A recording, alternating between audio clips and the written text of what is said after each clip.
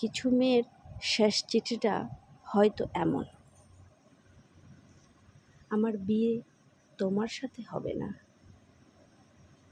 অন্য কারো সাথে হবে যাকে চিনি না জানি না।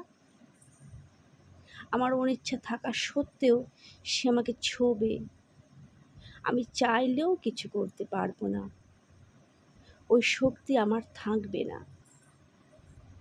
আমার অনেক ঘৃণা লাগবে, কারণ আমাকে যে অন্য কারো ছোঁয়ার কথা ছিল, যখন তাকিয়ে দেখব এটা সে না, অন্য কেউ। আমি কান্না করব, তখন সে ভাববে আমি সুখের কান্না করছি, কিন্তু সে বুঝবে না এভাবে প্রতিদিন এক একটা রাত হবে আমার কাছে ধর্ষণের রাত। কিন্তু তখন আমার যে কিছুই করার নেই, আমি যে একটা কাগজে স্বাক্ষর করে নিজের জীবন অন্যের হাতে তুলে দিয়েছি। প্রতিদিন তার পরিবারের মন জোগাড় করে চলতে হবে। কিন্তু আমি তো তোমার ফ্যামিলি নিয়ে স্বপ্ন দেখেছিলাম, তোমার মন জয়ের স্বপ্ন দেখেছিলাম, অথচ দেখো কিছুই হলো না। এক সময় আমি এসবে অভ্যস্ত হয়ে যাব, তারপর হঠাৎ একদিন জানবো আমি মা হব।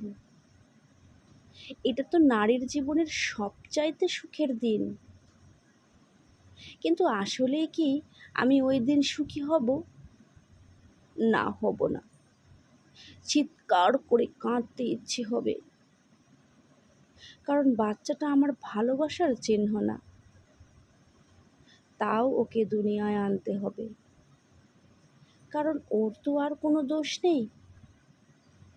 ও ভূমিষ্ঠ হওয়ার পর ওর মুখের দিকে তাকিয়ে সব মেনে নিতে হবে। এক সময় ওকে বড় করা, স্কুলে নিয়ে যাওয়া, ওকে মানুষের মতন মানুষ বানাতে গিয়ে কখন যে 50 পেরিয়ে চুল পাকতে শুরু হয়ে যাবে বুঝতেই পারবো না। এর মাঝখানে তোমাকে অনেক মনে পড়বে, লুকিয়ে লুকিয়ে কাঁদবো, তারপর দীর্ঘ শ্বাস ফেলে আবার ব্যস্ত হয়ে যাব। এভাবেই সময় কেটে যাবে। তারপর হয়তো কোনো এক রাতে ঘুমের মধ্যেই চলে যাব পরকালে। হয়তো তুমি সেদিন জানবে না, হয়তো আমার কথা মনে করে তুমিও কোনো বর্ষামুখর দিনে চোখ ভেজাবে, না হয়ে ভিজাবে না, কিন্তু আমার মনের সেই কষ্টগুলো অব্যক্তই থেকে যাবে।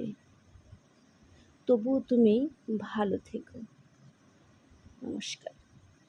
গল্পটি শুনে ভালো লাগলে নিশ্চয়ই লাইক, কমেন্ট এবং শেয়ার করে দেবেন। নতুন নতুন গল্প পেতে চ্যানেলটিকে সাবস্ক্রাইব